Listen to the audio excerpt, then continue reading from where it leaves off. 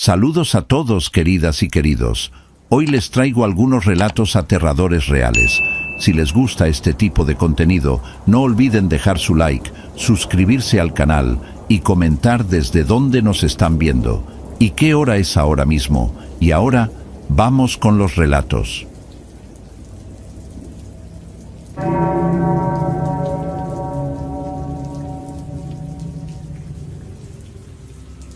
Mi nombre es Evaristo, y la persona que me acompañaba responde al nombre de Eleazar.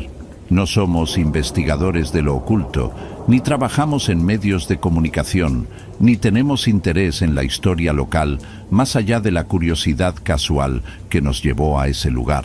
En aquel entonces, yo residía temporalmente en León por cuestiones de trámites familiares, y Eleazar, que es oriundo de la zona, me sugirió visitar las ruinas de la hacienda. Él sabía que yo tenía afición por la fotografía de estructuras abandonadas y la arquitectura colonial en decadencia, un pasatiempo que llevo practicando desde hace años sin mayores pretensiones artísticas. La propuesta fue ir de noche para probar unas lentes nuevas de baja luminosidad y, francamente, porque el calor durante el día en esa época del año en el Bajío es insoportable para caminar entre matorrales. Salimos de Silao aproximadamente a las 11:45 de la noche en la camioneta de Eleazar, una Ford Ranger modelo 98 que tenía la suspensión bastante ruidosa. Tomamos la carretera hacia Romita. El tráfico era prácticamente nulo, solo nos cruzamos con un par de camiones de carga y algún vehículo particular. La noche estaba despejada, pero la luna no iluminaba lo suficiente, por lo que dependíamos enteramente de los faros del vehículo y de nuestras linternas de mano. Eleazar conocía una entrada lateral, un camino de terracería que se desviaba de la carretera principal y que supuestamente era utilizado por los agricultores locales para mover maquinaria entre las parcelas de sorgo y maíz que rodean el casco de la hacienda. Estacionamos la camioneta a unos 500 metros de la estructura principal para evitar llamar la atención, ya que, aunque el lugar está abandonado, es propiedad privada y no queríamos tener problemas con la policía municipal o con algún velador, si es que lo había. Bajamos el equipo. Yo llevaba mi cámara con un tripié ligero y una linterna LED de alto lumen. Eleazar llevaba una lámpara minera ajustada a la cabeza y una mochila con agua y baterías de repuesto. El aire estaba seco y se percibía el olor característico de la tierra suelta y la vegetación quemada por el sol, mezclado con ese aroma dulzón de los cultivos cercanos. La temperatura rondaba los 18 grados centígrados, agradable en comparación con el día. Caminamos en silencio por el borde de un canal de riego seco. El suelo era irregular, lleno de piedras y trozos de ladrillo antiguo que crujían bajo nuestras botas. A medida que nos acercábamos a la silueta de la hacienda, pude notar la magnitud de la construcción. No es un edificio pequeño. El casco principal se extiende de manera imponente, con muros altos de adobe y piedra que han perdido gran parte de su revestimiento original, dejando ver la estructura desnuda. La vegetación ha reclamado gran parte del perímetro. Había mezquites crecidos muy cerca de los muros y hierba alta que nos llegaba hasta las rodillas. Tuvimos que rodear una barda perimetral caída para acceder a lo que parecía ser el patio central. Lo primero que noté al entrar en el recinto fue el cambio en la acústica. En campo abierto, el sonido del viento y de los grillos era constante y envolvente, pero al cruzar el umbral de los muros, el sonido se volvió opaco, seco. Mis pasos resonaban con un eco corto y apagado. Eleazar señaló hacia la derecha, indicando la ubicación de lo que solían ser las trojes o almacenes de grano, estructuras largas con techos de vigas que en su mayoría ya habían colapsado. Decidimos comenzar por la zona de las antiguas viviendas de los peones, que según Eleazar estaban en la parte posterior, alejadas de la casa grande. Esta área me interesaba fotográficamente por la textura de las paredes y las ventanas pequeñas y altas. Mientras caminábamos, alumbré el suelo constantemente para evitar caer en agujeros o pisar algún animal. Vi varios alacranes y arañas, lo cual es común en la región, y un par de roedores que corrieron al sentir la luz. No había basura reciente, lo cual me pareció extraño dado que estos lugares suelen ser puntos de reunión para beber alcohol, pero sí había escombros antiguos, tejas rotas, madera podrida y hierros oxidados. Llegamos a la zona de las habitaciones. Eran cuartos contiguos, muy pequeños, alineados frente a un corredor que ya no tenía techo. Las puertas habían desaparecido hacía décadas, dejando solo los marcos de madera carcomida o simplemente los huecos rectangulares en el adobe. Entré en el primero de los cuartos para hacer una prueba de luz. El ambiente dentro era notablemente más fresco, quizás por la grosor de los muros que aislaban el calor del día. Olía a humedad encerrada y a guano de murciélago. Monté el tripié y realicé una exposición larga de 30 segundos. Mientras esperaba, Eleazar se quedó en el marco de la puerta, mirando hacia el patio oscuro. No hablábamos mucho. La atmósfera del lugar invitaba a mantener el silencio, no por miedo, sino por una especie de respeto a la soledad del sitio. Fue al terminar esa primera toma, siendo aproximadamente las 12:50 de la madrugada, cuando Eleazar me hizo una seña con la mano para que guardara silencio. Apagué la linterna principal para no deslumbrarlo y agudicé el oído. Al principio no escuché nada fuera de lo común, solo el zumbido lejano de algún vehículo en la carretera y el viento moviendo las ramas de los mezquites. Sin embargo, Eleazar insistió, señalando hacia el fondo del corredor de habitaciones, hacia una zona donde la maleza era más densa. Me susurró que había escuchado un golpe seco, como si alguien hubiera dejado caer una piedra pesada sobre tierra compacta. Esperamos 2 minutos, inmóviles. No se repitió. Asumí que podría haber sido parte de la estructura cediendo o algún animal grande, tal vez un perro callejero o un tlacuache. Recogí la cámara y sugerí avanzar hacia donde él había escuchado el ruido, no para confrontar nada, sino porque esa dirección nos llevaba hacia la zona de los corrales y el pozo, que era otro punto que queríamos inspeccionar. Caminamos despacio. El suelo aquí estaba más sucio, con capas de polvo fino que se levantaban con cada paso. Al llegar al final de la hilera de cuartos, el espacio se abría a un patio trasero delimitado por muros más bajos. En el centro de este espacio, tal como Eleazar me había descrito en el camino, se encontraba el brocal de un pozo.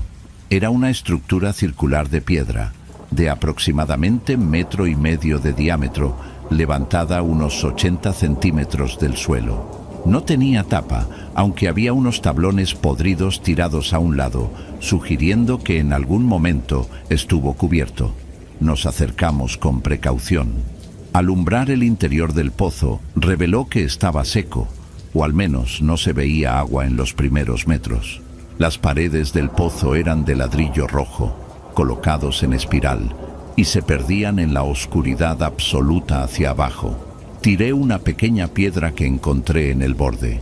Tardó varios segundos en tocar fondo, y el sonido que devolvió fue sordo, como si hubiera caído sobre tierra blanda o lodo seco, no sobre agua ni piedra.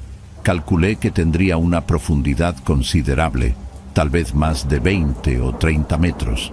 Mientras estaba inclinado revisando el interior del pozo con mi linterna, ocurrió el primer evento que no puedo clasificar como normal. No fue un sonido externo, sino una vibración. Sentí, a través de las suelas de mis botas y en las palmas de las manos que tenía apoyadas en el brocal de piedra, una especie de temblor muy leve, rítmico. No era un sismo. El suelo alrededor no se movía. Era específicamente la estructura del pozo. Miré a Eleazar para ver si él lo había notado.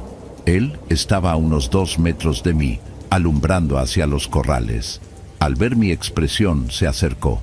Le pedí que pusiera la mano sobre la piedra. Lo hizo y frunció el ceño inmediatamente. La vibración cesó después de unos 10 segundos. Nos miramos, desconcertados.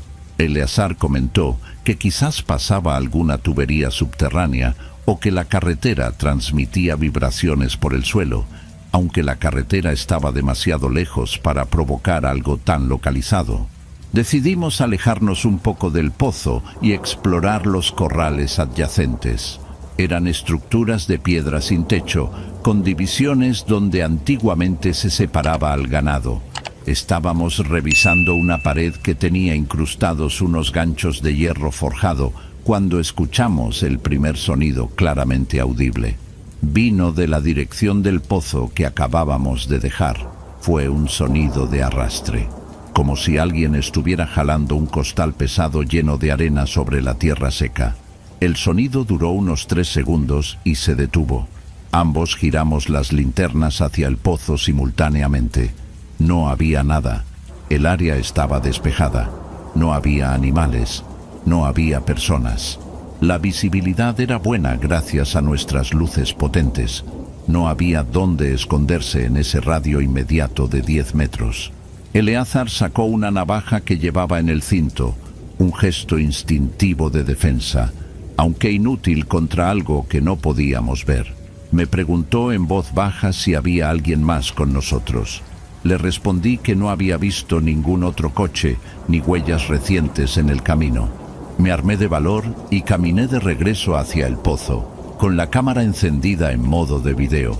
Aunque la tapa del lente estaba puesta, solo quería capturar el audio. Me detuve a 3 metros del brocal. El silencio regresó, pero esta vez se sentía diferente.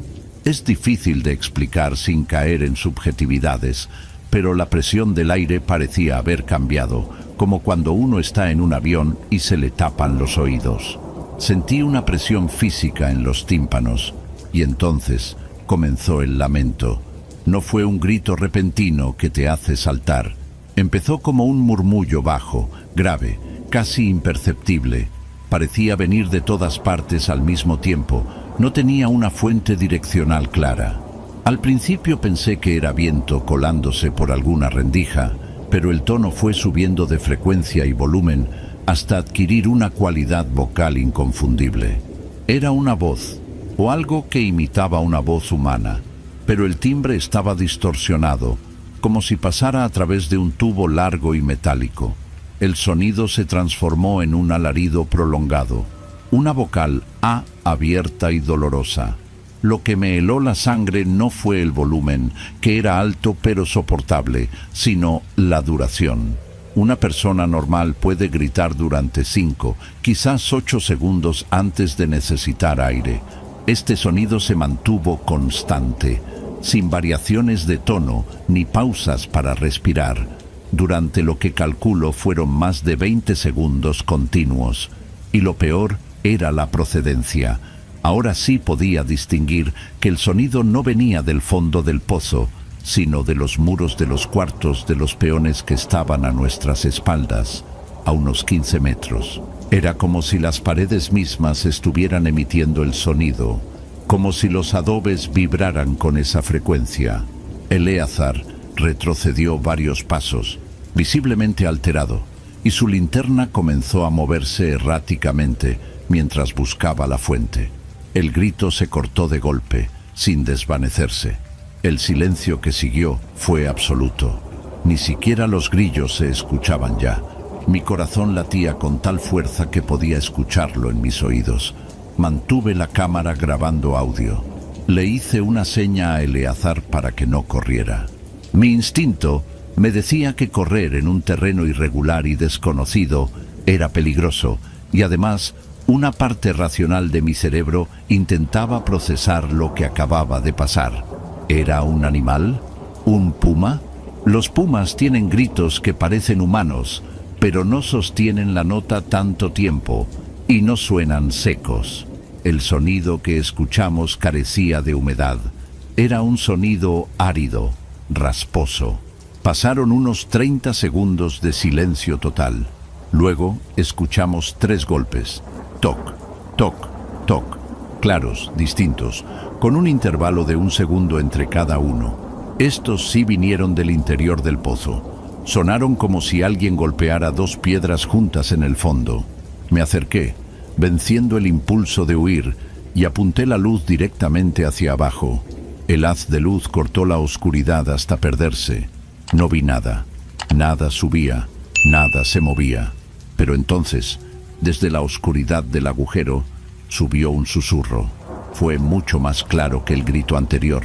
No pude distinguir palabras, pero la cadencia era la de una frase interrogativa. Sonaba como un balbuceo rápido, urgente.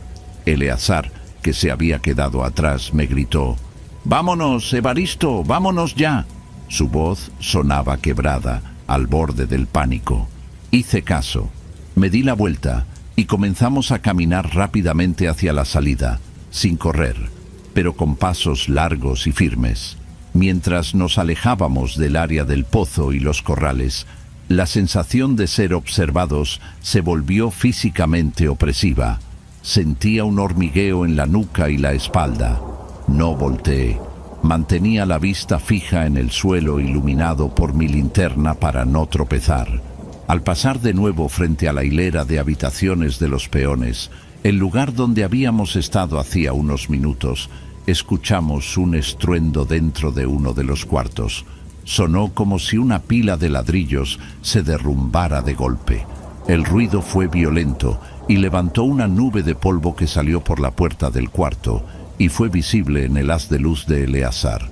No nos detuvimos a investigar. Aceleramos el paso. El trayecto de regreso hacia la camioneta se sintió mucho más largo que a la ida. Cada sombra proyectada por los mezquites parecía moverse. Yo iba contando mis pasos mentalmente para tratar de mantener la calma y el enfoque. 100, 101, 102. Eleazar iba unos pasos adelante, respirando agitadamente. Cuando finalmente llegamos a la barda perimetral y salimos del casco de la hacienda hacia el campo abierto, la sensación de opresión disminuyó ligeramente, pero no desapareció. Cruzamos el canal de riego casi corriendo y llegamos a la camioneta. Eleazar tuvo problemas para meter la llave en la cerradura debido al temblor de sus manos. Yo me quedé vigilando el camino por el que habíamos venido, alumbrando hacia la oscuridad. No vi a nadie siguiéndonos. No vi figuras, ni sombras, ni ojos brillantes. Solo la noche y el polvo suspendido. Subimos a la camioneta y Eleazar puso los seguros inmediatamente. El motor arrancó al primer intento, afortunadamente. Mientras dábamos la vuelta para retomar el camino de terracería hacia la carretera, las luces de la camioneta barrieron la fachada de la hacienda a lo lejos. Por una fracción de segundo, juraría que vi algo en la parte superior de uno de los muros más altos, una forma que no correspondía con la geometría de las ruinas, algo que sobresalía, pero la camioneta giró y perdí la visual. No dije nada en ese momento. Condujimos de regreso a Silao en completo silencio durante los primeros 10 minutos. Nadie quería ser el primero en hablar y confirmar la locura de lo que habíamos escuchado. Finalmente, Eleazar rompió el silencio. Me preguntó si yo había grabado el sonido. Le dije que tenía la grabadora de audio de la cámara encendida. Me pidió que no lo reprodujera ahí, que esperara a llegar a casa. Me confesó que, cuando yo estaba asomado al pozo la segunda vez, él vio algo en la visión periférica, cerca de los corrales. Dijo que vio una figura agachada, de color grisáceo, similar al color de las piedras, que se movía a ras de suelo, como un insecto grande o una persona arrastrándose muy rápido con las extremidades dislocadas. No me lo dijo en el momento para no causar un pánico mayor que nos hiciera tropezar o caer en el pozo. Llegamos a mi casa en León alrededor de las 2:30 de la madrugada. Eleazar no quiso quedarse. Se fue a su casa inmediatamente. Yo me quedé solo en mi sala, con todas las luces encendidas. Me senté frente a la computadora y descargué los archivos de la cámara. El video era todo negro como esperaba, pues tenía la tapa puesta, pero la pista de audio estaba ahí. Se veía la forma de onda. Avancé hasta el minuto donde ocurrió el evento. Puse los audífonos y subí el volumen. Lo que se grabó no es exactamente lo que recordaba haber escuchado. En la grabación, el sonido de arrastre se escucha claro, metálico y rasposo, pero el grito en la grabación suena diferente. En vivo, sonó como un lamento humano distorsionado y lejano. En la grabación digital, el sonido tiene una calidad electrónica, estática, como interferencia de radio mezclada con el chillido de un cerdo al ser sacrificado. Es un sonido mucho más agudo y desagradable, y dura exactamente 24 segundos. Lo cronometré, pero lo más inquietante está en la parte de los susurros, cuando yo estaba asomado al pozo. Subí el volumen al máximo y apliqué un filtro para reducir el ruido de fondo. Se escucha mi respiración, se escucha el movimiento de mi ropa, y luego, muy bajo, casi pegado al micrófono de la cámara, se escucha una voz. No es la voz balbuceante que escuché en el pozo. Es una voz diferente, susurrando justo al lado de donde yo estaba parado. Dice una sola palabra, o al menos eso me parece entender. La palabra suena como agua, o tal vez ahoga. La repite 2 veces.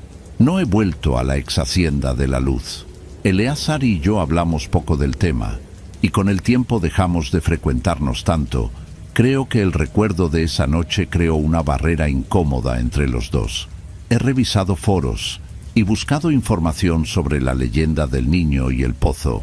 La gente dice muchas cosas, hablan de tesoros, de revolucionarios colgados, de esclavitud. Lo que nosotros vivimos no se sintió como un fantasma de una historia victoriana. Se sintió como algo físico, algo que habita ahí, en la estructura, en la tierra seca. La vibración en el pozo, esa sensación mecánica bajo mis manos, es lo que más me perturba. No fue algo etéreo, fue algo que estaba allí abajo, moviéndose, golpeando. Conservo el archivo de audio en un disco duro externo, pero no lo he vuelto a escuchar desde esa noche. A veces, cuando estoy en silencio en mi habitación y escucho algún crujido de la casa asentándose, me viene a la mente el sonido de esos 3 golpes en el fondo del pozo. Toc, toc, toc. Y me pregunto si lo que sea que esté allí abajo sigue esperando a que alguien se asome demasiado. Escribo esto detalladamente porque he empezado a notar que mis recuerdos de esa noche se vuelven borrosos en los bordes, y quiero tener la certeza de los hechos tal como ocurrieron, sin adornos. La hacienda sigue ahí, visible desde la carretera si uno presta atención. Se ve tranquila, unas ruinas más en el paisaje de Guanajuato, pero les aseguro que el silencio que habita dentro de esos muros no es natural. Es un silencio que escucha.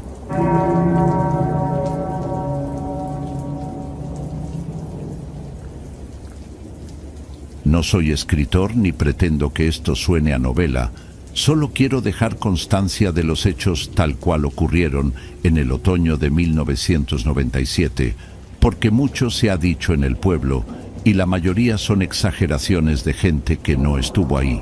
Mi nombre es Gavino y trabajé como peón general en esa propiedad durante más de 5 años, encargándome de la reparación de cercas y del cuidado del ganado en los potreros más alejados, esos que colindan con el monte cerrado, donde crece el mezquite y el huizache de forma descontrolada, y donde el silencio es tan pesado que a veces uno siente que le tapan los oídos. La propiedad pertenecía a don Evaristo, un hombre de pocas palabras que rara vez salía de la casa grande, por lo que nosotros, los trabajadores, éramos quienes realmente conocíamos el terreno palmo a palmo. El incidente que quiero detallar involucra a mi compañero Ignacio, a quien conocía desde la infancia, un hombre serio, de trabajo, que no bebía ni tenía vicios que le hicieran ver cosas donde no las había. Lo que pasó no fue en una noche de tormenta ni en una fecha especial, fue un martes cualquiera de octubre, cuando la sequía ya empezaba a notarse en el color pardo de la pastura y el polvo se levantaba con cualquier brisa. Ese día nos habían mandado a revisar el cerco norte, una línea de alambre de púas que corría paralela al camino viejo que va hacia el pueblito, una zona que casi no transitaban los vehículos porque el camino estaba lleno de baches y zanjas que se hacían con las lluvias. Salimos temprano, a eso de las 6 de la mañana, en una camioneta pick-up vieja que usábamos para cargar postes y herramienta. El trabajo fue pesado y rutinario: cambiar postes podridos, tensar el alambre, limpiar la maleza que se enredaba en la cerca. No hubo nada fuera de lo común durante las horas de sol. Comimos algo rápido al mediodía bajo la sombra de un mezquite grande y seguimos trabajando hasta que el sol empezó a bajar. A eso de las 6 de la tarde, cuando la luz ya se pone naranja y las sombras se alargan, la camioneta no quiso arrancar. No era raro, la batería ya estaba vieja y el motor de arranque fallaba seguido. Ignacio, que sabía algo de mecánica, se puso a revisar los cables mientras yo juntaba la herramienta para no dejar nada tirado. Después de media hora de intentos, nos dimos cuenta de que no íbamos a poder moverla esa noche sin una pieza de repuesto o sin que alguien viniera a darnos un jalón. No teníamos radio ni forma de comunicarnos con el casco del rancho, que estaba a unos 12 kilómetros de distancia, un tramo largo para caminar de noche, pero no imposible. Decidimos que yo me quedaría cuidando la camioneta y la herramienta, ya que en esa zona a veces pasaban gentes de otros lados que se robaban lo que encontraban, y que Ignacio iría caminando hasta el rancho para buscar el tractor y volver por mí. Él conocía un atajo que cortaba camino por entre los potreros, reduciendo la caminata a unos 8 kilómetros, pero implicaba pasar por una zona de monte, bajo muy tupido, conocida como la Cañada del Oso, aunque osos ya no había desde hacía décadas. Ignacio agarró su linterna, una de esas cuadradas grandes de pilas gordas, y se echó a andar. Yo me acomodé en la cabina de la camioneta a esperar, viendo cómo la luz se iba y el cielo pasaba de azul a un morado oscuro y luego a negro total. En el campo, la oscuridad es absoluta si no hay luna, y esa noche apenas había un cuarto creciente que no alumbraba mucho. Pasaron las horas. A las 9 de la noche el silencio era total, solo interrumpido por el canto de los grillos y a veces el aullido lejano de algún coyote. Yo estaba tranquilo, medio adormilado, esperando ver las luces del tractor en cualquier momento. A eso de las 10:30, escuché algo que me llamó la atención. No era el tractor, eran pasos, pero no pasos normales de alguien caminando, sino pasos rápidos, como de alguien corriendo descalzo sobre la tierra seca. Se escuchaban cerca, en el camino de terracería, justo detrás de la camioneta. Me incorporé en el asiento y miré por el espejo retrovisor, pero no se veía nada. Bajé la ventanilla despacio para escuchar mejor. El sonido se detuvo en seco. Pensé que podía ser algún animal, un perro o un venado, así que no le di mucha importancia y volví a recostarme. Unos 20 minutos después vi una luz a lo lejos, hacia el lado del monte. Era una luz que se movía de forma errática, subiendo y bajando.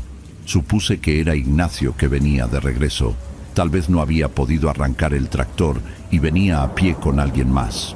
Me bajé de la camioneta y me quedé parado junto a la puerta, viendo la luz acercarse. A medida que se aproximaba, noté que no era una linterna normal. La luz era amarillenta y débil, como de una vela o un candil de aceite, cosa rara porque en el rancho usábamos linternas eléctricas. La luz se acercó hasta estar a unos 50 metros y ahí se detuvo. Grité el nombre de Ignacio, pensando que tal vez estaba buscando el camino. No hubo respuesta. La luz se quedó quieta un momento y luego se apagó de golpe. Me quedé esperando, aguzando la vista en la oscuridad. Entonces escuché la voz. Era la voz de Ignacio, pero sonaba extraña, como si estuviera hablando dentro de un tubo o con la boca tapada. Gritaba mi nombre: «Gabino, Gabino, ayúdame». La voz venía de la dirección donde se había apagado la luz. Sin pensarlo mucho, agarré la llave de cruz que tenía a la mano por si acaso y caminé hacia allá, alumbrando con un encendedor que traía en la bolsa porque no tenía linterna propia. Caminé unos 20 metros y volví a llamar a Ignacio. Nadie contestó. El aire se sentía más frío en esa parte del camino, una corriente helada que bajaba de la cañada. De repente, escuché el ruido de ramas rompiéndose a mi derecha, entre los matorrales. Giré, y con la poca luz del encendedor vi a Ignacio. Estaba saliendo del monte, pálido, con la ropa rasgada y sin la linterna. Caminaba rápido hacia mí, pero no corría. Tenía los ojos muy abiertos y la boca apretada. Cuando llegó a mi lado, me agarró del brazo con una fuerza descomunal, tanta que me dolió. «Vámonos», me dijo en voz baja, casi un susurro. «Súbete a la camioneta y tranca las puertas». Le pregunté qué pasaba, qué había visto, pero no me contestó. Solo me empujó hacia el vehículo. Su mano estaba helada y temblaba. Nos subimos a la cabina y él puso los seguros de inmediato. Se quedó mirando fijamente hacia el frente, hacia el camino oscuro que llevaba al rancho.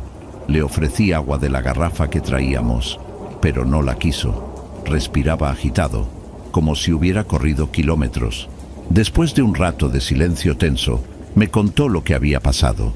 Me dijo que había tomado el atajo por la cañada del Oso, como había planeado. Todo iba normal hasta que llegó a la mitad del trayecto, donde el sendero se estrecha y pasa junto a un viejo muro de piedra que dicen son ruinas de una construcción antigua. Ahí la linterna empezó a fallar, la luz parpadeaba hasta que se apagó por completo. Ignacio le dio unos golpes, pensando que era un falso contacto, pero no encendió más. Se quedó a oscuras en medio del monte. Decidió seguir avanzando tanteando el camino, ya que conocía bien el terreno. Fue entonces cuando escuchó que alguien caminaba detrás de él. Al principio pensó que era yo, que tal vez me había aburrido de esperar y lo había seguido. Así que se detuvo y preguntó, «¿Quién anda ahí?». Nadie respondió, pero los pasos se detuvieron también. Ignacio siguió caminando, ahora más rápido. Los pasos detrás de él se reanudaron, pero esta vez sonaban más pesados, como de alguien que lleva botas con espuelas. Un tintineo metálico acompañaba cada pisada. Él se giró, tratando de ver algo en la penumbra. Fue cuando vio la figura. Me dijo que estaba parada a unos 10 metros de él, justo en medio del sendero. Era una silueta alta, muy delgada, completamente negra, más negra que la oscuridad de alrededor. Lo que más le impresionó fue que no tenía brazos, o al menos no se le veían. Los tenía pegados al cuerpo, o no los tenía, y la cabeza estaba inclinada hacia atrás, en un ángulo antinatural, como si tuviera el cuello roto, mirando hacia el cielo. Ignacio, hombre de campo que había lidiado con pumas y coyotes, sintió un miedo que lo paralizó. La figura no se movía, solo estaba ahí parada, con esa postura grotesca. Ignacio intentó rodearla, salirse del sendero y meterse entre los espinos para pasar de largo, pero en cuanto dio un paso hacia el lado, la figura se desplazó. No caminó, se desplazó, como si se deslizara sobre rieles, bloqueándole el paso de nuevo. Ahora estaba más cerca. Ignacio pudo ver que, aunque la cabeza estaba echada para atrás, 2 puntos brillantes, como ojos de animal, lo miraban desde la cara invertida. No eran ojos rojos ni amarillos, eran blancos, pálidos y sin vida. En ese momento, la cosa emitió un sonido. No fue un grito ni un rugido, fue un chasquido seco, como cuando se rompe una rama gruesa, seguido de un siseo prolongado. Ignacio no esperó más. Se dio la vuelta y corrió de regreso por donde había venido, olvidándose del tractor y del atajo. Solo quería volver a la carretera donde estaba yo. Mientras corría, sentía que la cosa venía detrás de él. No escuchaba pasos corriendo, sino un sonido de arrastre, como de tela recia rozando contra los arbustos a gran velocidad. En su desesperación se tropezó varias veces, se rasgó la camisa con las espinas y perdió la linterna, pero no se detuvo hasta que vio la silueta de la camioneta en la carretera. Me juró que, justo antes de salir del monte a la carretera, sintió una mano fría que le rozaba la nuca, pero cuando volteó no había nada, solo el movimiento de las ramas agitándose como si algo acabara de pasar por ahí. Nos quedamos en la cabina toda la noche, sin dormir. Yo no vi la figura que él describió, pero sí escuché cosas. Durante las horas siguientes, escuchamos golpes en la carrocería de la camioneta. No eran golpes fuertes, eran toques suaves, rítmicos, en el metal de la puerta, en el cofre, en el techo. Tac, tac, tac, pausa, tac, tac, como si alguien estuviera probando la solidez del vehículo con un dedo. Ignacio no se movía, tenía la vista clavada en el tablero. Yo trataba de mirar hacia afuera, pero los vidrios se habían empañado por el frío de afuera y el calor de nuestra respiración. En un momento, limpié un pedazo del vidrio de mi lado con la manga. Lo que vi afuera no fue una figura humana. Vi, a la altura de la ventana, lo que parecía ser una parte de una cara, pero estaba borrosa. Era piel grisácea, pegada al vidrio, como si alguien estuviera presionando la mejilla contra el cristal para mirar adentro. Me eché para atrás del susto y cuando volví a mirar, ya no estaba. Pero quedó la marca de grasa en el vidrio, una mancha difusa que no tenía forma definida. Amaneció muy lento. Cuando salieron los primeros rayos de sol, los ruidos cesaron. Esperamos a que hubiera luz clara para bajarnos. La camioneta estaba cubierta de polvo y rocío. Al revisar alrededor, vimos huellas. No eran huellas de botas ni de zapatos. Eran marcas en la tierra suelta, alargadas, como si alguien hubiera estado arrastrando los pies, pero no había huellas de talón ni de dedos, solo surcos lisos que rodeaban la camioneta en círculos concéntricos. Había muchos, decenas de vueltas alrededor del vehículo. Ignacio estaba pálido, ojeroso, no quería ni hablar del asunto. Logramos arrancar la camioneta empujándola en una bajada que había unos metros adelante y nos fuimos directo al rancho. Cuando llegamos, don Evaristo nos vio las caras y no preguntó mucho, solo nos mandó a descansar. Días después, nos enteramos de que esa misma noche, varios becerros que estaban en un corral cercano a la zona de la cañada habían amanecido muertos. No tenían heridas visibles ni mordidas de depredador, simplemente estaban ahí tirados, rígidos. El veterinario dijo que había sido una especie de infarto fulminante o algo viral, pero los peones viejos, como Don Chon, que llevaba ahí 40 años, tenían otra teoría. Don Chon nos contó, mientras comíamos unos tacos de frijoles en la cocina, que esa zona de la cañada siempre había sido mala. Decía que antes de que el rancho fuera rancho, en tiempos de la Revolución, habían colgado a mucha gente en los mezquites de ese camino.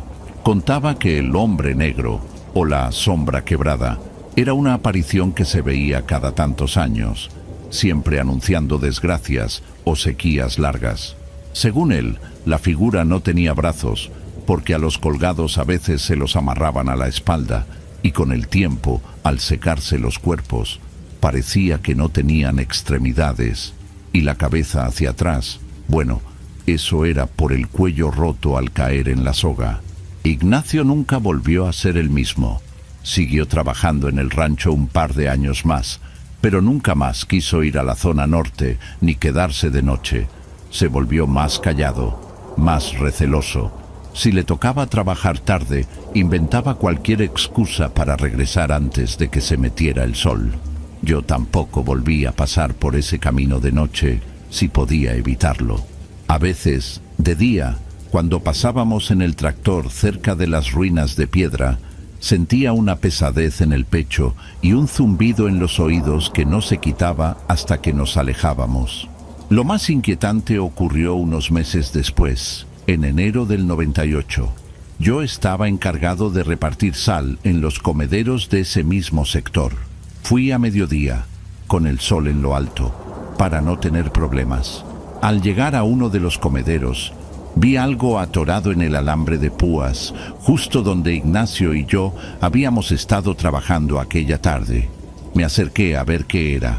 Era un pedazo de tela, vieja y tostada por el sol, que parecía ser de un saco de vestir antiguo, de una tela gruesa que ya no se usa. Estaba enredada profundamente en las púas, como si alguien hubiera pasado por ahí haciendo mucha fuerza.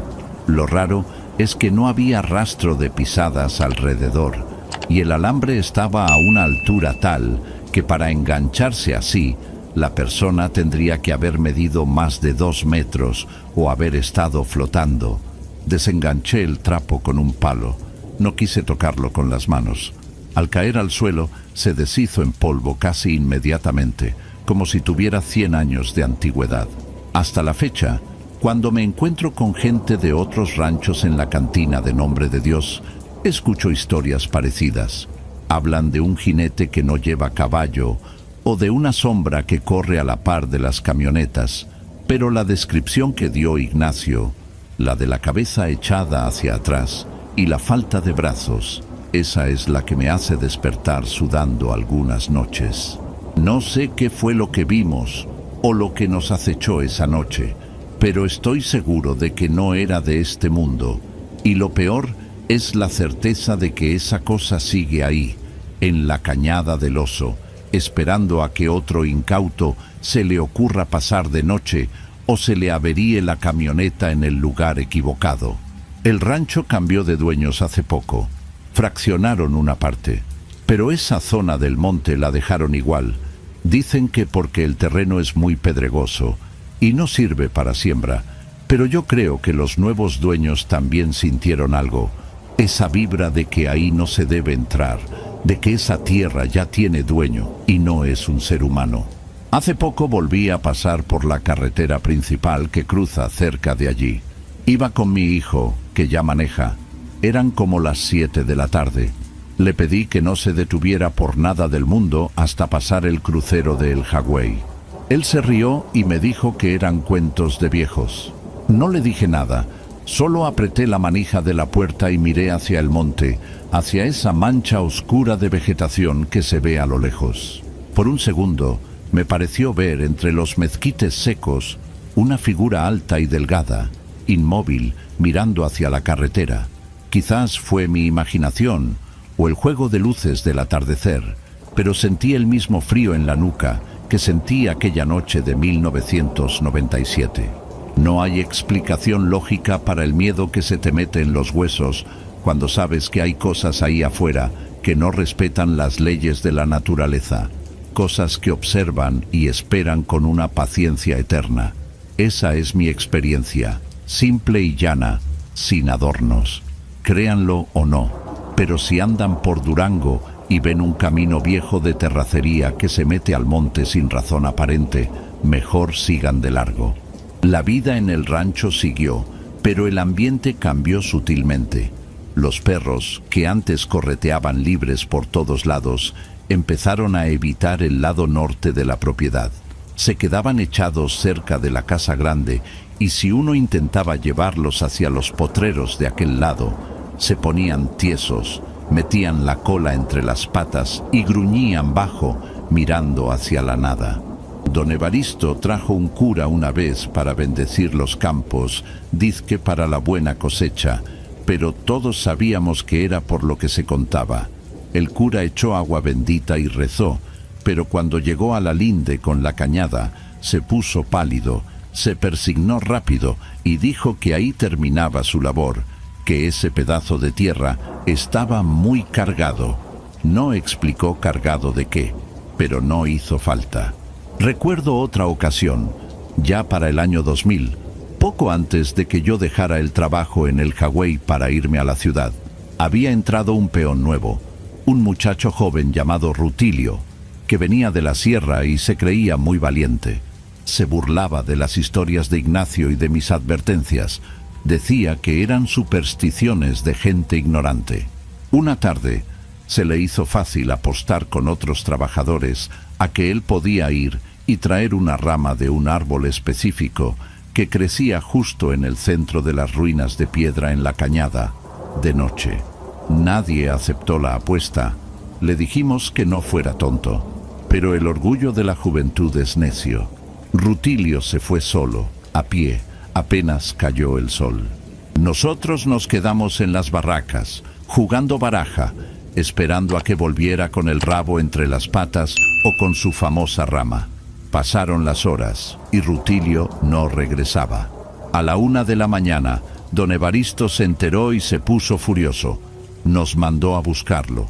Fuimos en grupo, con linternas potentes y escopetas, haciendo ruido para espantar cualquier animal.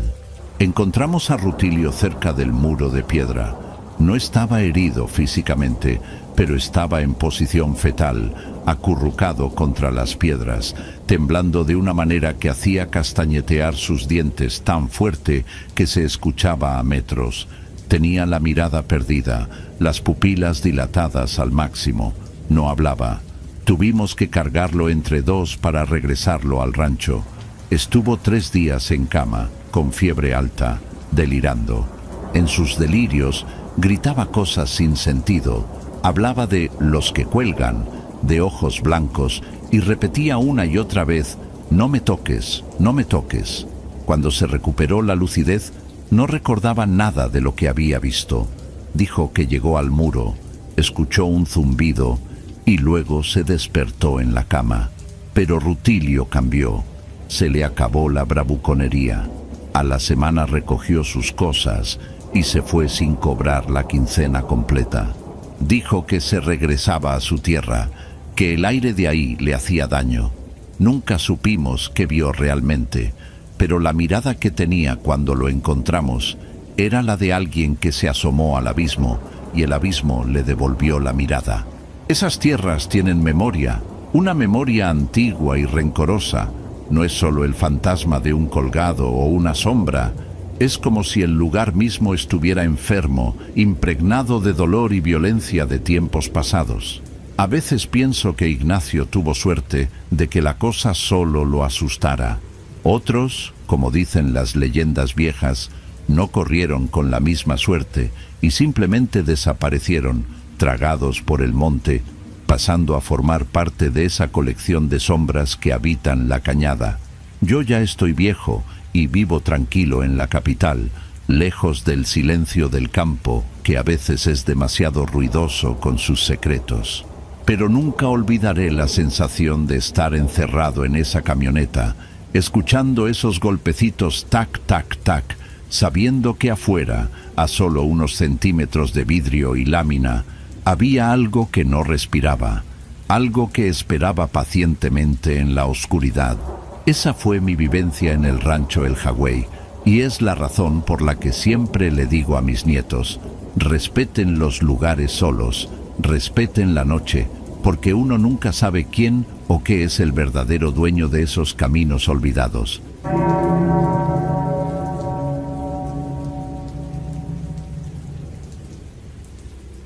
Me llamo Urbano, y lo que voy a relatar ocurrió a mediados de mayo del año 2019 en una zona rural del altiplano potosino, específicamente en los alrededores de una comunidad muy pequeña cercana a la estación de 14, en el estado de San Luis Potosí, México.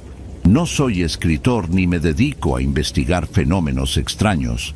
Trabajo instalando sistemas de riego y bombas de agua para uso agrícola y ganadero, que fue precisamente la razón por la que me encontraba en ese lugar. Mi suegro, un hombre llamado Evaristo, tiene un terreno ejidal en esa zona, una propiedad herencia de sus padres que había estado abandonada por un par de años debido a la sequía, pero que él quería reactivar para meter unas cuantas cabezas de ganado caprino. Me pidió el favor de acompañarlo para revisar el estado del pozo y la tubería vieja que conectaba con los bebederos, ya que yo tengo la herramienta y el conocimiento técnico para esas reparaciones. Acepté porque tenía la semana libre y la relación con mi familia política siempre ha sido de apoyo mutuo. Viajamos en mi camioneta, una Ford Lobo modelo 2004, que utilizo para el trabajo rudo, cargada con tubos de PVC, costales de cemento, herramienta varia y víveres para estar allá 4 o 5 días sin necesidad de bajar al pueblo más cercano, que queda a casi 40 minutos de camino de terracería en mal estado. Salimos de la capital de San Luis Potosí muy temprano, antes de que saliera el sol, para aprovechar la fresca de la mañana, pero al llegar a la zona del ejido, pasadas las 11, el sol ya caía a plomo. El paisaje ahí es semidesértico, dominado por gobernadora, mezquites achaparrados, lechuguilla y mucha palma yuca. El suelo es de un color café claro, polvoso, que se levanta con cualquier ráfaga de viento y se mete en los ojos y la nariz. La casa del rancho es una construcción sencilla de adobe con techo de lámina galvanizada. Consta de 2 cuartos grandes y una cocina de humo separada del cuerpo principal de la casa. No hay luz eléctrica conectada a la red general. Mi suegro utiliza un generador a gasolina que solo encendemos por las noches un par de horas para cargar celulares y tener algo de iluminación mientras cenamos. El aislamiento es casi total. El vecino más cercano, un señor de nombre Tiburcio, vive a unos 3 kilómetros siguiendo el cauce de un arroyo seco. El primer día transcurrió con normalidad, dedicado enteramente a la limpieza del perímetro. La maleza había crecido alrededor de la casa y del corral principal. Estuvimos macheteando hierba y sacando basura acumulada por el viento contra las cercas de alambre de púas. El calor era intenso, seco, de esos que no te hacen sudar a chorros porque el sudor se evapora casi al instante, dejando solo una capa de sal en la frente y los brazos. Recuerdo que el silencio era absoluto, roto únicamente por el sonido de nuestras herramientas y, ocasionalmente, el zumbido de alguna mosca o el canto de las chicharras que en esa época del año son ensordecedoras. Terminamos de trabajar cuando el sol empezó a ocultarse detrás de la sierra. El cielo en el desierto toma unos colores muy particulares, entre violeta y naranja quemado, y la temperatura desciende bruscamente en cuanto se va la luz. Preparamos algo de cenar en la cocina de leña, calentamos café de olla y nos sentamos afuera, en unas sillas de plástico, a descansar un poco antes de dormir. Fue ahí cuando mi suegro Evaristo mencionó por primera vez el tema de las luces, pero lo hizo con total naturalidad, sin tono de misterio. Señaló hacia una loma ubicada al este de la propiedad, un cerro bajo cubierto de matorrales espinosos, y me preguntó si yo alcanzaba a ver algo. Fijé la vista y, en efecto, se veía un punto luminoso, de un color amarillo anaranjado, que parecía estar suspendido a baja altura, tal vez a unos 2 metros del suelo. No parpadeaba como una estrella, ni tenía el haz de luz de una linterna. Era una bola de luz opaca, estática. Le dije que seguramente era alguien acampando, o quizás algún cazador furtivo lampareando animales. Evaristo negó con la cabeza y le dio un trago a su café. Dijo que en esa loma no había caminos para subir en vehículo y que la luz llevaba apareciendo en el mismo sitio desde hacía 3 noches, según le había comentado Tiburcio por teléfono antes de que viniéramos. No le dimos más importancia. Supuse que sería algún fenómeno natural, reflejo de alguna fogata lejana o simplemente la vista engañándonos por el cansancio. Nos fuimos a dormir a los catres que habíamos armado en el cuarto principal. La noche fue pesada. Aunque hacía fresco afuera, dentro de la casa de adobe, el calor se había encerrado durante el día. Yo tardé en conciliar el sueño.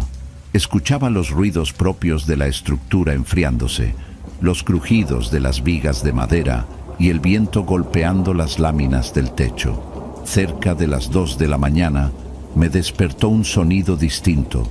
Era un golpe seco, rítmico, como si alguien estuviera golpeando la tierra compactada del patio con un mazo de goma o una piedra envuelta en trapo. Tump, tump, tump. El sonido no era fuerte, pero en el silencio del campo se escuchaba con claridad.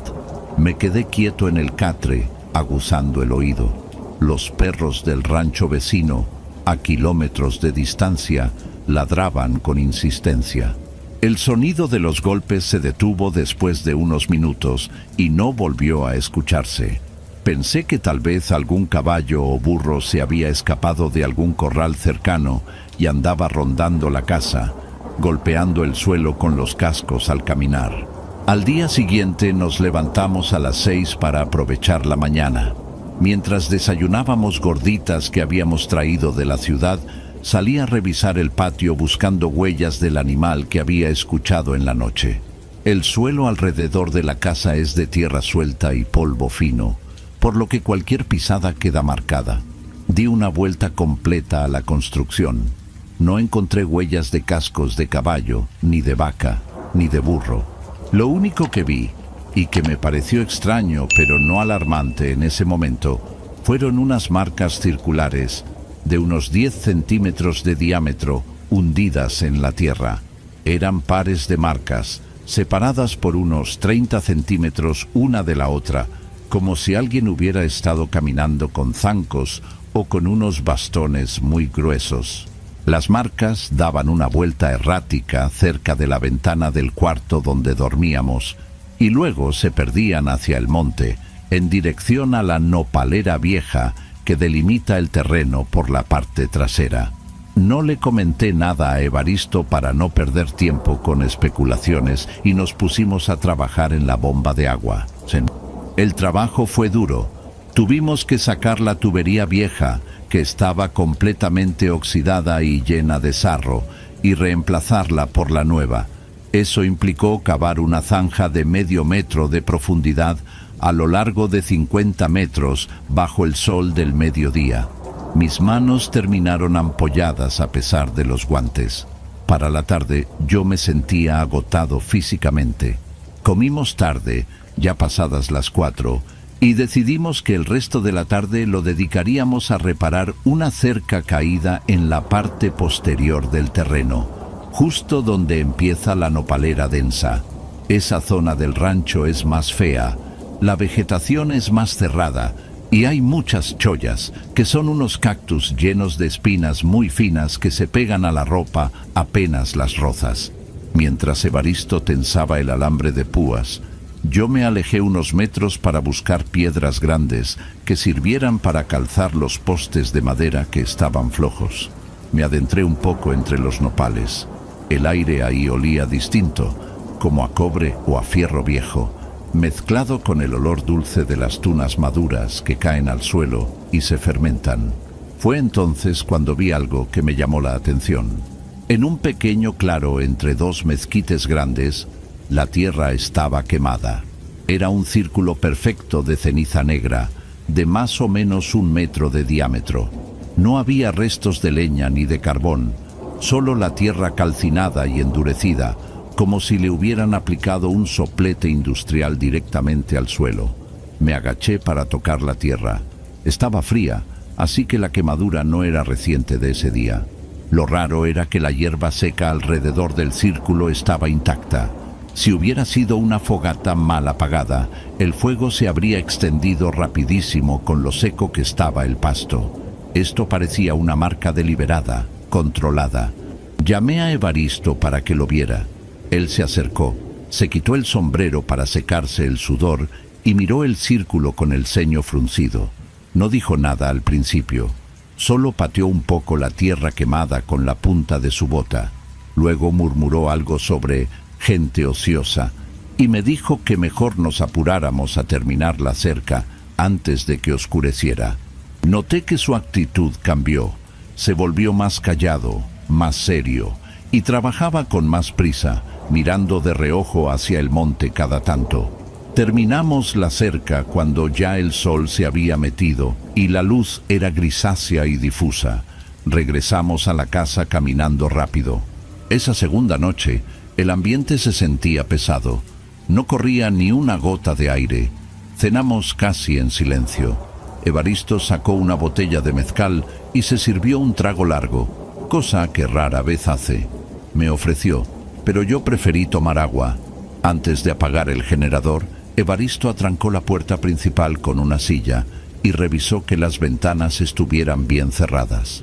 Las ventanas de esa casa no tienen vidrios, solo son marcos de madera con una malla mosquitera de alambre y unas contraventanas de madera sólida que se cierran por dentro con un pasador.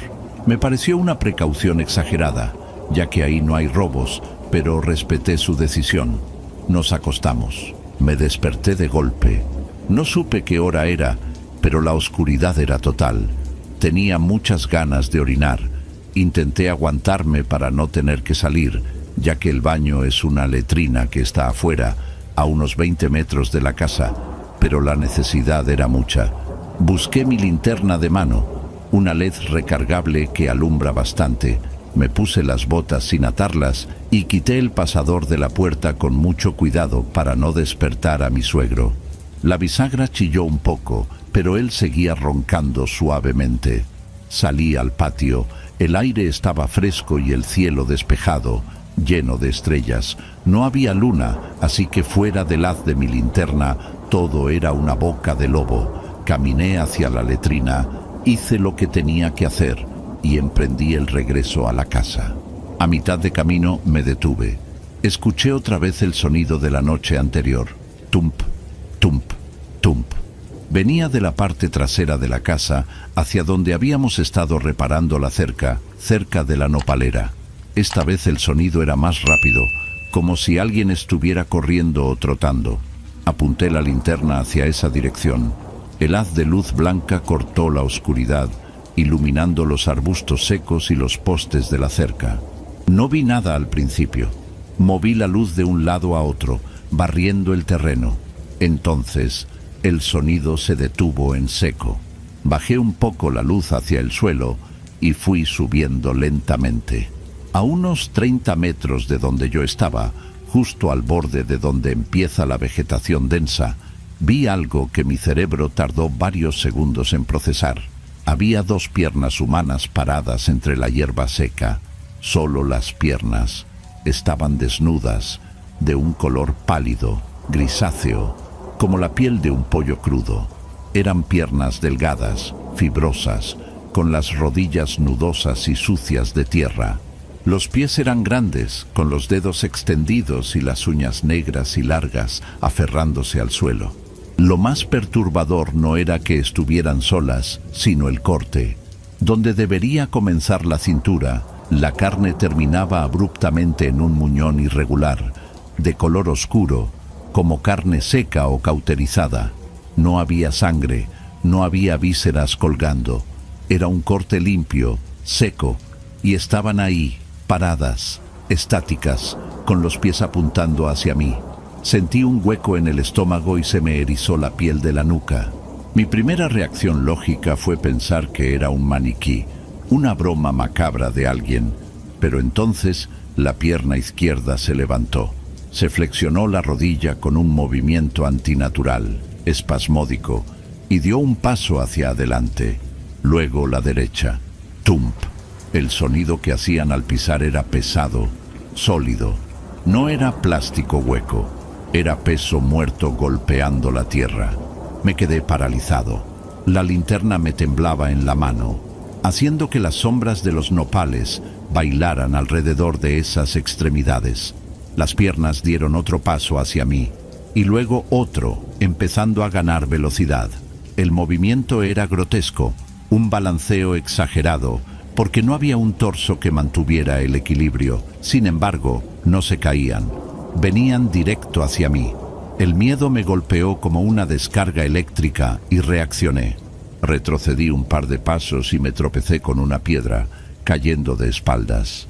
La linterna salió rodando pero quedó encendida, apuntando hacia un costado, iluminando rasante el suelo. Desde el suelo, escuché los pasos acelerar. Tum, tum, tum, tum. Me levanté como pude, raspándome las manos, y corrí hacia la puerta de la casa. No volteé hacia atrás. Entré, cerré la puerta de un portazo y pasé el cerrojo con manos temblorosas. Evaristo se despertó sobresaltado, preguntando qué pasaba. Yo estaba jadeando, recargado contra la puerta, incapaz de hablar. Le hice señas de que guardara silencio. Nos quedamos en completa oscuridad, escuchando. Se oyeron pasos afuera, justo enfrente de la puerta. Pasos pesados. Luego, un silencio. Y después, un golpe en la madera de la puerta. No fue un toque con los nudillos. Fue un golpe seco, abajo, a la altura de mis rodillas. Como una patada. Evaristo se levantó del catre y tomó un machete que tenía recargado en la pared. Se acercó a mí y me susurró: ¿Qué viste, muchacho? Le contesté en un susurro apenas audible: piernas. Solo unas piernas caminando.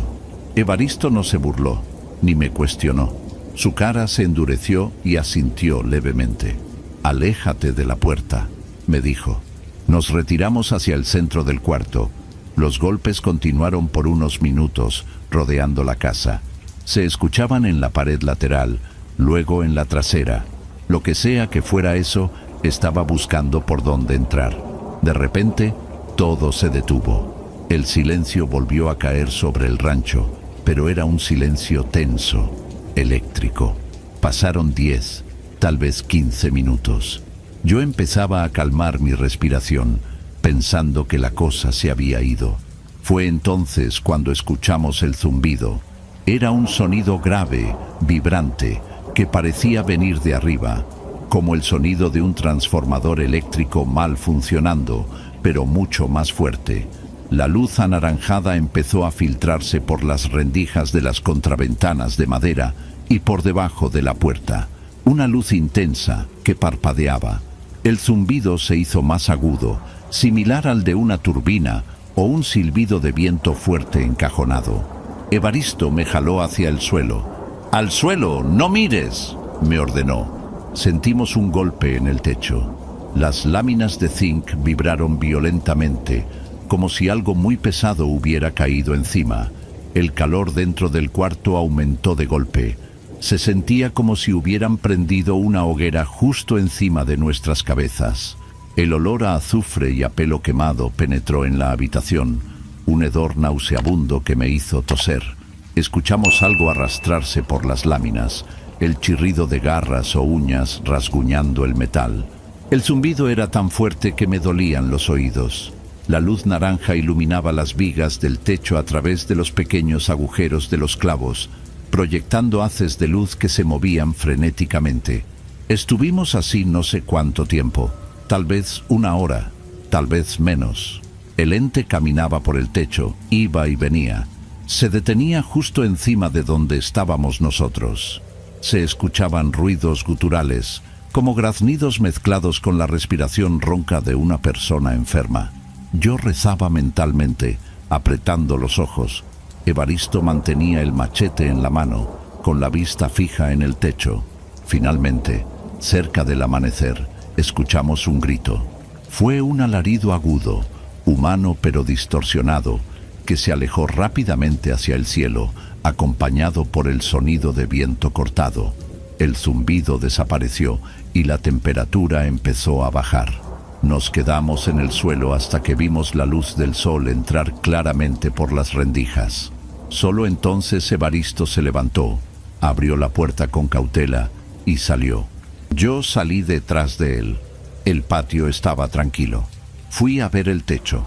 Las láminas estaban abolladas, hundidas en varios puntos, y tenían marcas de quemaduras negras, como tizne grasoso. Al rodear la casa, fuimos hacia la nopalera donde yo había visto las piernas. En el suelo, las huellas eran claras. Había decenas de marcas de pies descalzos, dando vueltas en círculos, y luego las huellas desaparecían de golpe, como si la cosa hubiera despegado hacia arriba. Justo en ese punto, la tierra estaba quemada en un círculo perfecto, idéntico al que habíamos visto el día anterior. No dijimos nada. No había nada que analizar ni discutir. Recogimos la herramienta en silencio, echamos todo a la batea de la camioneta sin orden ni concierto y cerramos la casa. Evaristo puso un candado extra en la puerta. Mientras conducíamos de regreso por la brecha de terracería, alejándonos del rancho, Evaristo rompió el silencio. Me contó, sin mirarme, con la vista fija en el camino, que en esa zona de Real de 14 y el altiplano, la gente vieja habla de las brujas que se quitan las piernas para volar convertidas en bolas de fuego. Dicen que dejan las piernas escondidas entre los matorrales para que nadie las vea, y que si alguien las encuentra o las mueve, la bruja no puede volver a ensamblarse y se vuelve loca de rabia buscando sus extremidades antes de que salga el sol, porque si la luz del día la toca sin sus piernas, se queda en su forma maldita para siempre o muere. Me dijo que probablemente yo había estado a punto de tocar o tropezar con las piernas cuando fui a orinar, y que por eso la cosa me había atacado. «Tuviste suerte, Urbano», me dijo con voz ronca. «Si esas piernas te hubieran alcanzado, te habrían pateado hasta matarte mientras la otra parte bajaba del cielo». No regresamos al rancho. Evaristo terminó vendiendo las cabras que pensaba llevar y dejó el terreno encargado a un sobrino lejano que no cree en esas cosas. Yo, hasta la fecha, no he vuelto a pisar esa zona.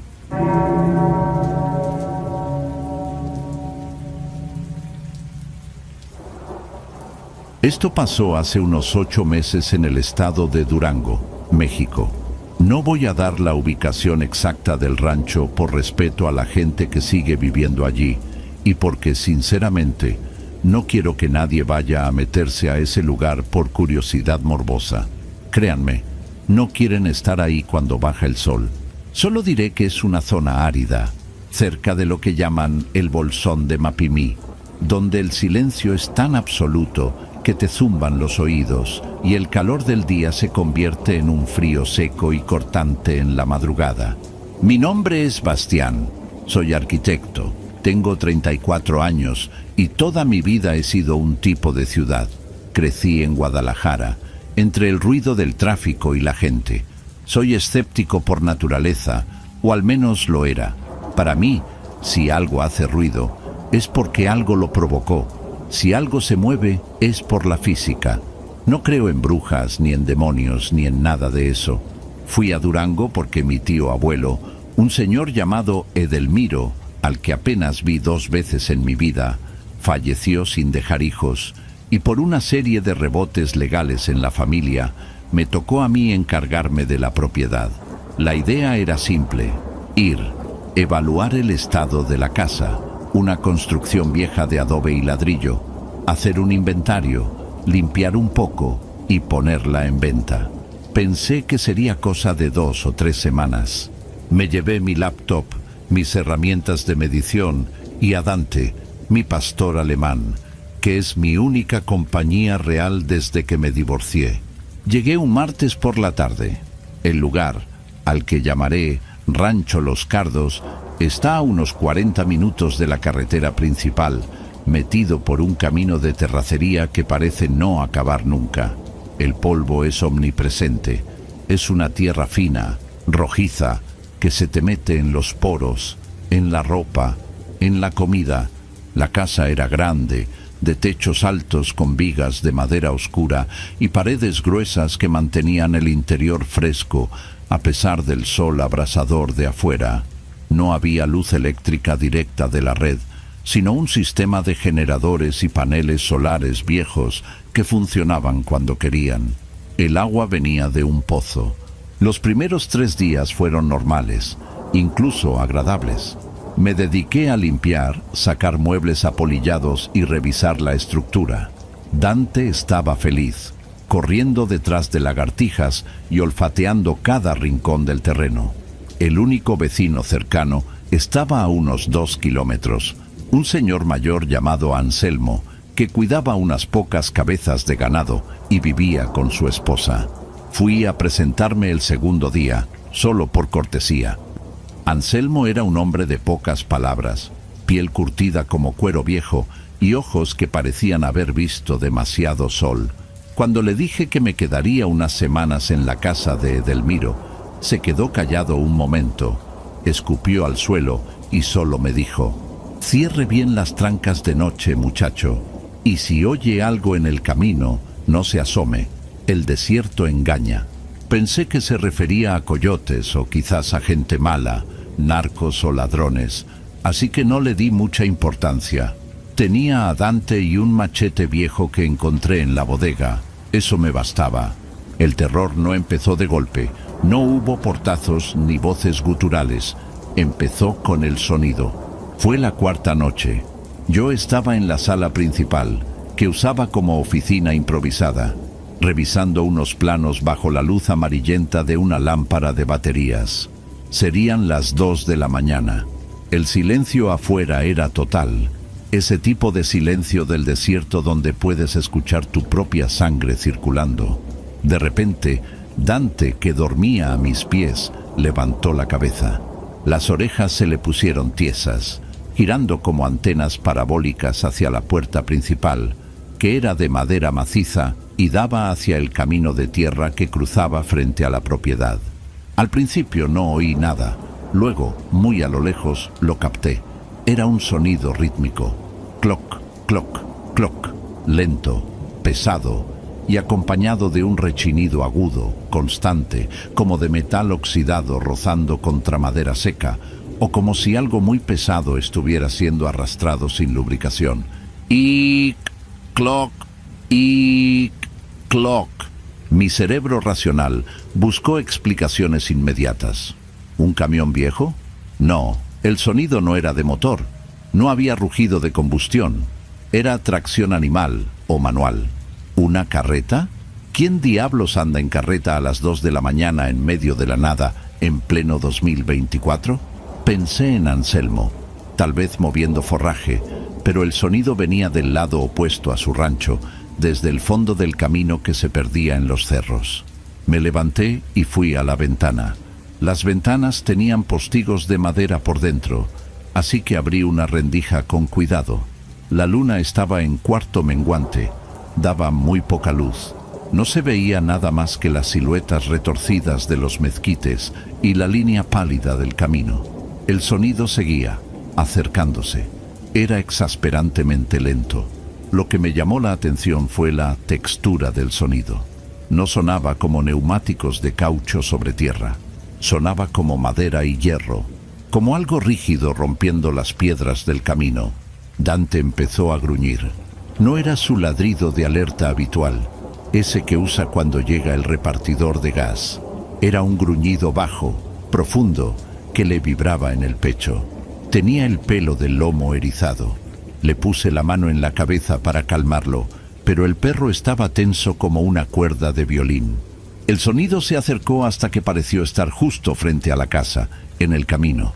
Esperé ver pasar una silueta, un caballo, un tractor, algo, pero no pasó nada. Absolutamente nada cruzó mi campo de visión.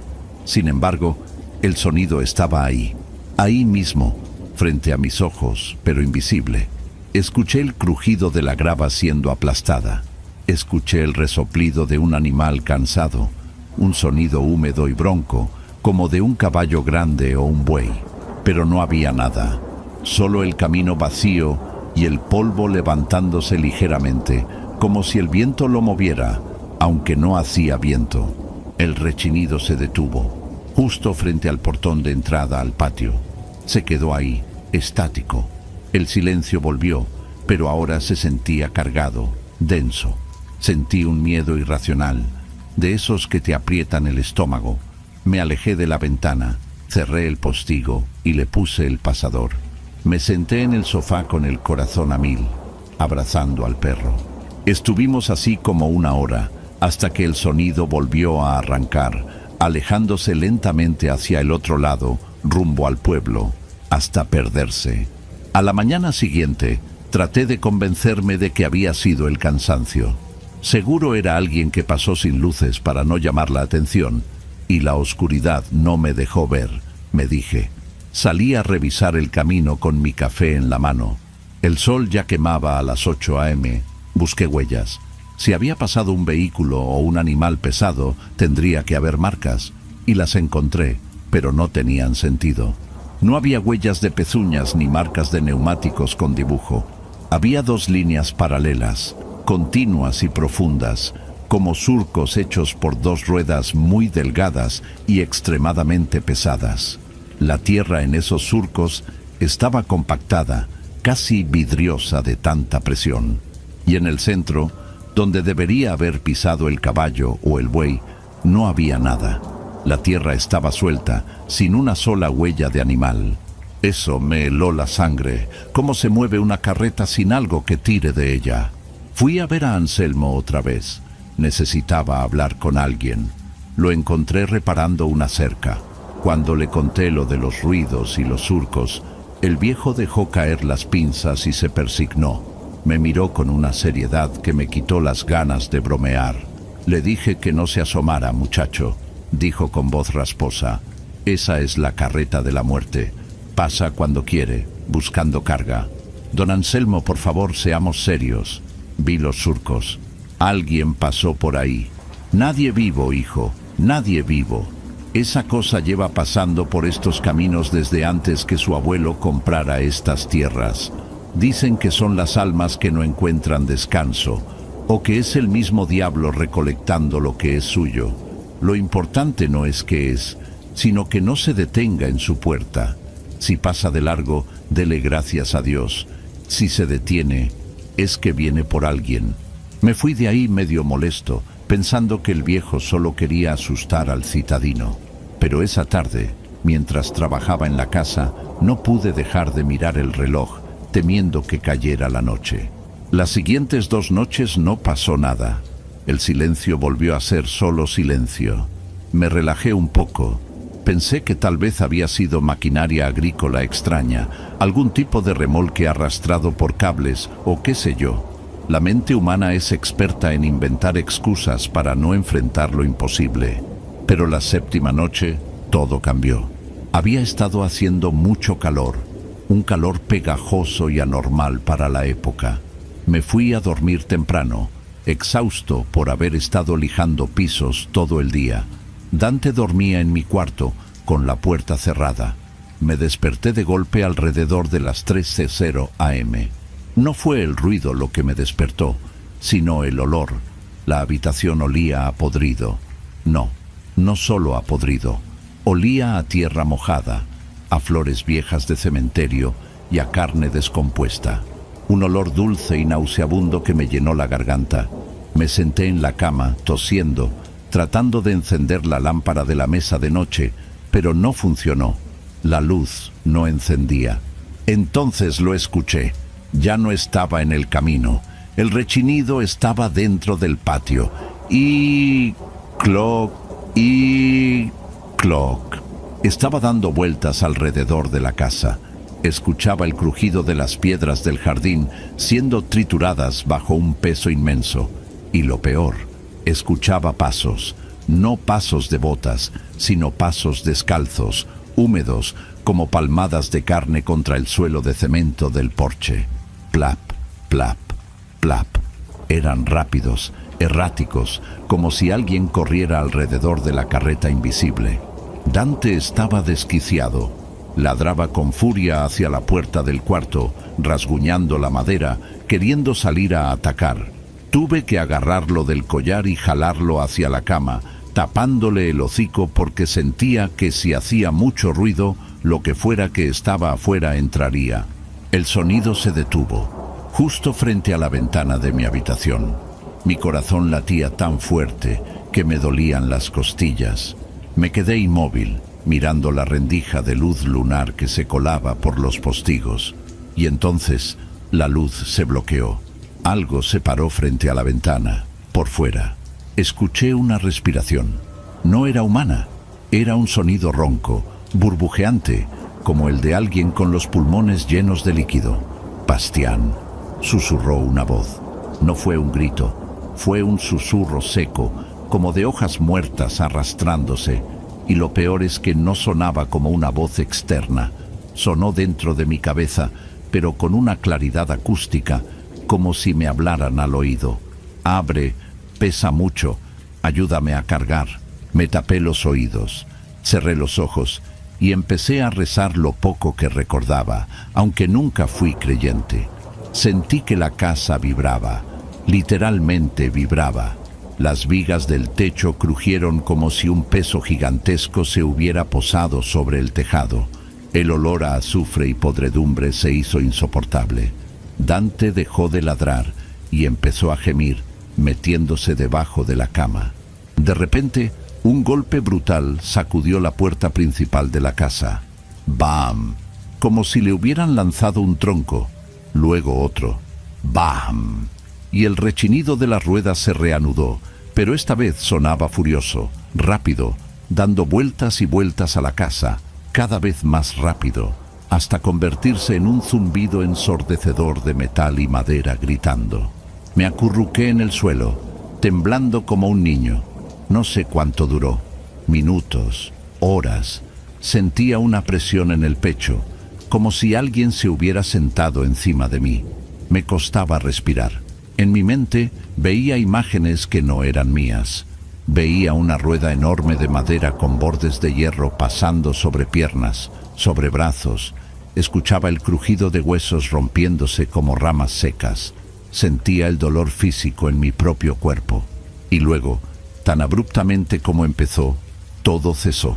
El ruido, el olor, la vibración, todo desapareció, dejando solo el zumbido en mis oídos y los ladridos lejanos de los perros de Anselmo. No dormí el resto de la noche. Me quedé sentado, con el machete en la mano, esperando que amaneciera. Cuando salieron los primeros rayos de sol, me armé de valor y salí. Lo que vi me hizo empacar mis cosas en menos de una hora. El patio estaba destrozado. Las macetas de barro estaban hechas polvo, pero lo más aterrador estaba en las paredes de la casa. Había marcas, rayones profundos en el adobe, a una altura de casi 3 metros, como si algo gigantesco hubiera arañado la fachada al pasar.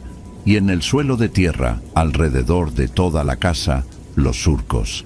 Cientos de ellos, entrecruzados, profundos, compactos.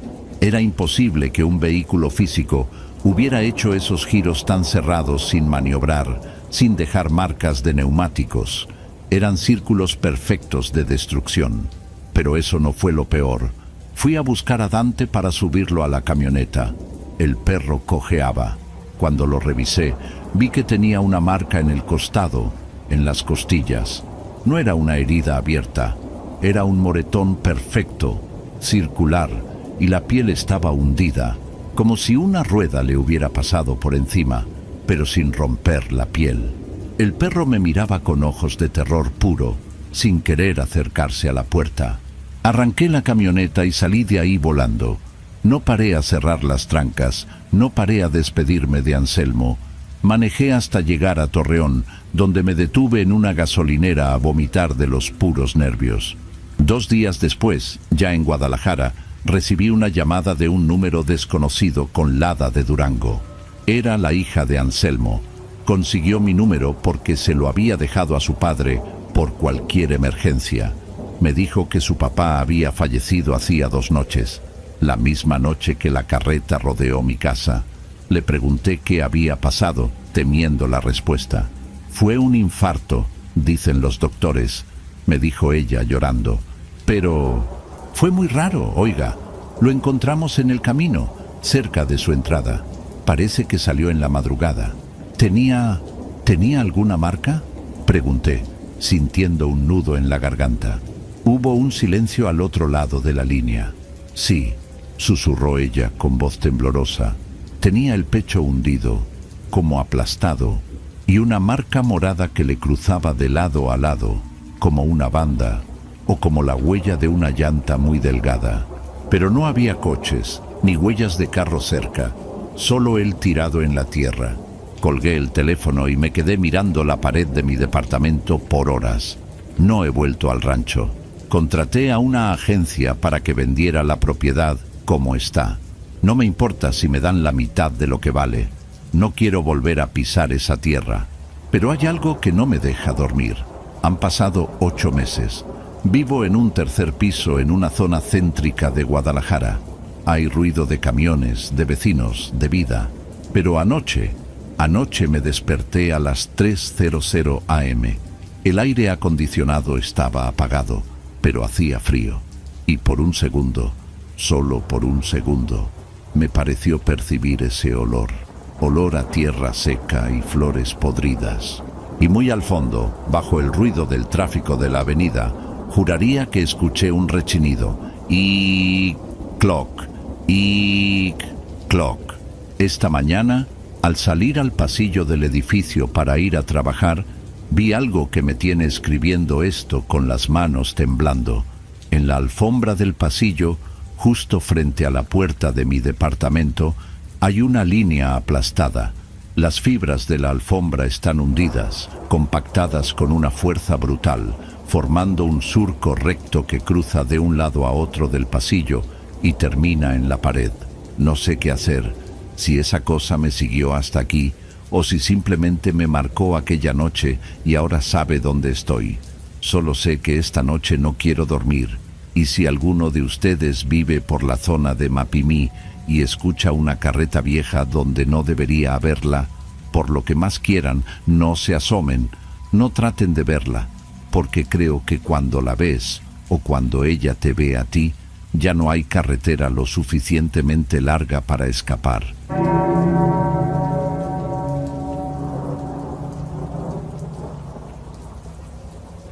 Mi trabajo consistía en auditar rutas secundarias. Básicamente, la empresa quería saber si nuestros camiones de 3,5 toneladas podían cortar camino por ciertas brechas rurales para ahorrar combustible y tiempo entre Poza Rica y Tantoyuca. Me mandaron solo, en una Nissan NP300 de la compañía, con un GPS que apenas agarraba señal y un mapa físico que parecía impreso en los 90. Me hospedé en una pensión en la orilla del pueblo, una casa grande pintada de un azul descarapelado que rentaba cuartos a agentes de ventas y trabajadores de paso. La dueña, una señora llamada Doña Elvirema, era amable pero de pocas palabras, de esas personas que te sirven el café hirviendo y se quedan mirando un punto fijo en la pared mientras esperas que se enfríe. La primera semana fue pura rutina. Salía a las 6 de la mañana, recorría caminos de terracería, medía anchos de vía, revisaba si había puentes caídos o vados peligrosos y regresaba al pueblo lleno de polvo y picaduras de mosquito. Todo normal. El tema del puente sobre el río Tancochapa surgió el tercer día, mientras cenaba unas enchiladas en una fonda cerca de la plaza. Estaba revisando mis notas y el mesero, un chavo joven, vio que tenía marcado el cruce del río. Se rió por lo bajo, un sonido seco. Le pregunté qué pasaba y me dijo: si va a pasar por el puente viejo, mejor hágalo de día, compa. De noche la neblina se pone cabrona y el camino es traicionero. No le di importancia. En la Huasteca siempre te dicen eso, que si la neblina, que si los nahuales, que si la gente mala. Uno aprende a filtrar. Pero la cosa cambió el martes de la segunda semana. Se me hizo tarde en una ranchería llamada La Laja porque se me ponchó una llanta y el gato hidráulico estaba atorado por el óxido. Para cuando logré cambiarla, el cielo ya tenía ese tono violeta oscuro que avisa que la noche va a caer de golpe. Decidí tomar el atajo por el puente colgante del Tancochapa para llegar a Tepetzintla antes de las 10. Error. El camino hacia el río era una bajada pronunciada de tierra compactada y grava suelta. La camioneta derrapaba un poco, pero controlable. Lo que me empezó a poner nervioso no fue el camino, sino el sonido. Apagué el radio porque la estática me estaba mareando y bajé un poco la ventana para fumar. El sonido de los grillos y las chicharras se cortó de tajo al acercarme a la ribera. Silencio total. Solo el motor y el crujido de las piedras bajo las llantas. Al llegar al puente, frené. Era una estructura vieja, de esas con tablones de madera y cables de acero que ya se ven cansados. El río abajo no se veía, solo se escuchaba un rumor constante, pesado, como si el agua fuera aceite espeso chocando contra las rocas. Crucé despacio. Las tablas tronaban como huesos secos bajo el peso de la camioneta. Cuando llegué al otro lado sentí un alivio ridículo, como si hubiera aguantado la respiración 2 minutos. Avancé unos 50 metros y entonces el motor tosió. tosió y se murió. Las luces se apagaron. Me quedé a oscuras en medio de la nada, con el puente a mis espaldas y un muro de vegetación a los lados. Intenté encenderla. Nada, ni el clic del arranque. Maldije en voz alta, golpeé el volante, saqué el celular, sin servicio, típico. Me bajé para revisar los bornes de la batería, pensando que con el ajetreo del camino se habrían aflojado. Hacía un calor sofocante, pero húmedo, de ese que te hace sudar frío. Abrí el cofre, iluminando con la linterna del celular. Todo parecía en orden. Fue ahí cuando lo olí. No era olor a río normal. Olía a lodo podrido, a flores viejas de panteón y a algo metálico, como sangre seca. Me limpié el sudor de la frente y cerré el cofre. Entonces escuché el chapoteo. Venía de la dirección del puente. Clop, clop, clop.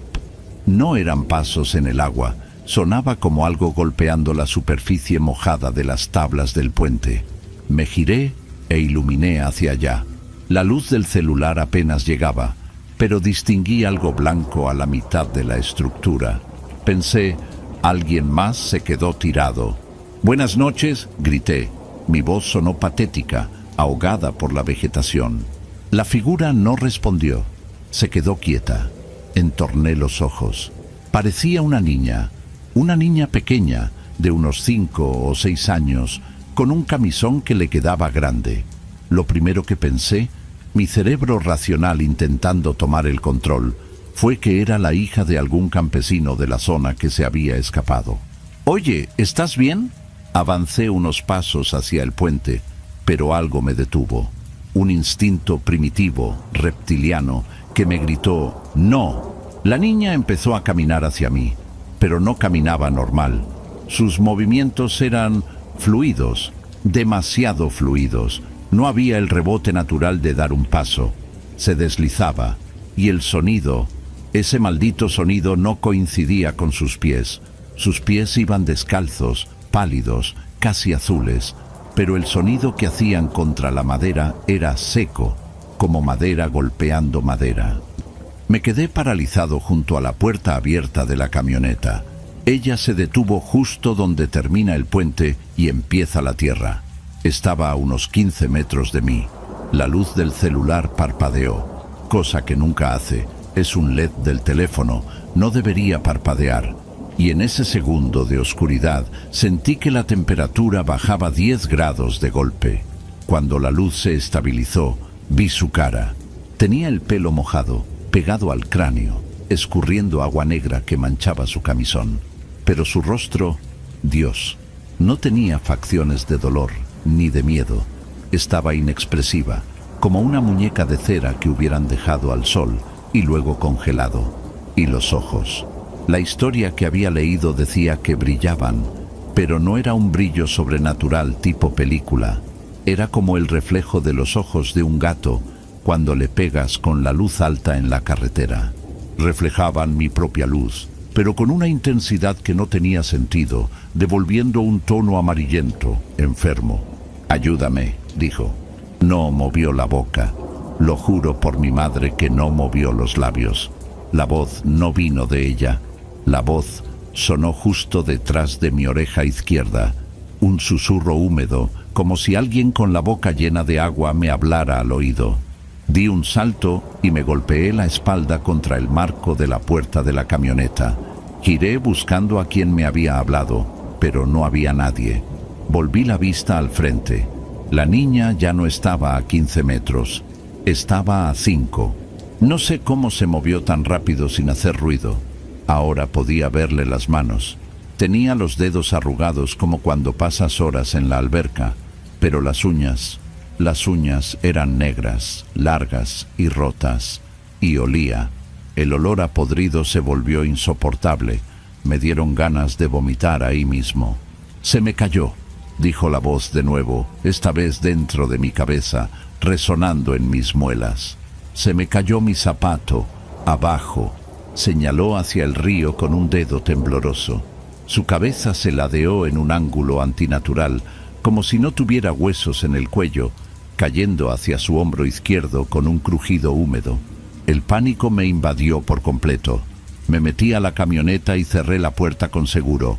Una reacción estúpida porque si esa cosa quería entrar, un seguro de plástico no iba a detenerla. Empecé a girar la llave en el encendido como un loco. El motor gemía, intentando arrancar. Ella se acercó a la ventanilla del copiloto.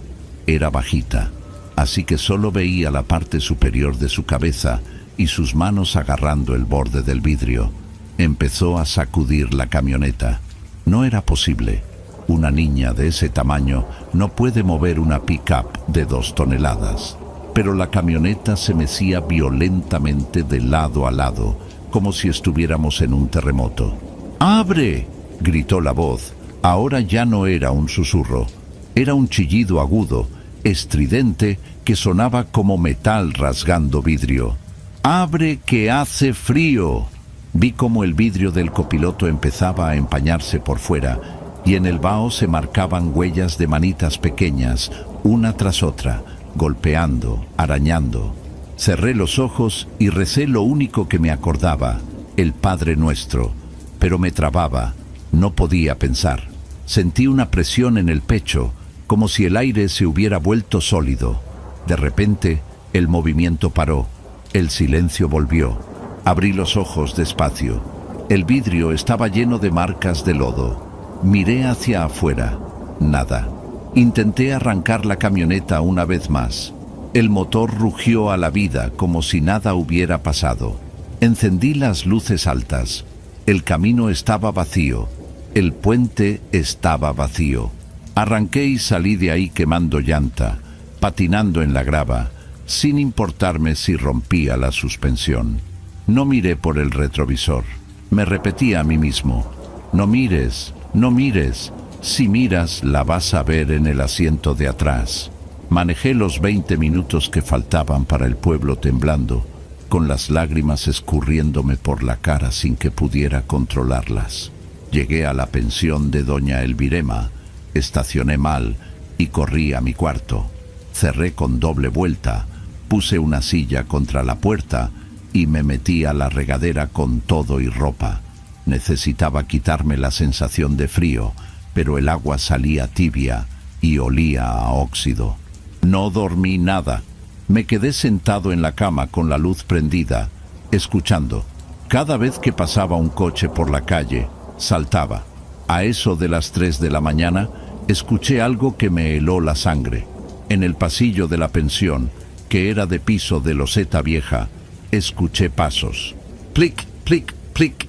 Pasos de pies mojados, pequeños. Se detuvieron justo frente a mi puerta. Vi cómo la sombra de unos pies se dibujaba por debajo, en la rendija de luz. El olor a río podrido empezó a filtrarse por debajo de la puerta, invadiendo la habitación, anulando el olor a cloro y jabón. «Sé que estás ahí», susurró la voz, otra vez pegada a mi oído, aunque yo estaba solo en la cama. «Tengo frío». Me tapé los oídos y cerré los ojos fuerte, tarareando para no oír.